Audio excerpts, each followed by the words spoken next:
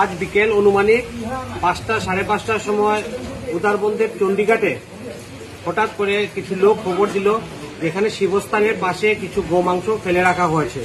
তো সঙ্গে সঙ্গে আমরা বিশ্ব হিন্দু পরিষদ থেকে উদারবন থানার ওসিকে জানানো হয় এবং মাননীয় পুলিশ সুপারকে জানানো হয়। সঙ্গে সঙ্গে ওসি মহোদয় সেই জায়গায় গেছেন শিবস্থানের এখানে এবং সেই গোমাংস উদ্ধার করা হয়েছে। বিগত অনেকদিন ধরে আসামের বিভিন্ন জায়গায় যে গোমাংস নিয়ে তোলপাড় শুরু হয়েছে, সেই অবস্থায় আমাদের এখানে উদারবন্দের চণ্ডীঘাটে যেভাবে শিবস্থানের পাশে গোমাংস পাওয়া গেছে তার তীব্র ভাষায় বিশ্ব হিন্দু পরিষদ ধিক্কার এবং খণ্ডন করে।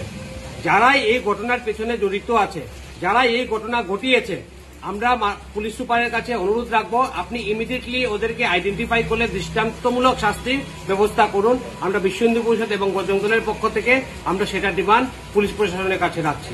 জয় শ্রীরাম।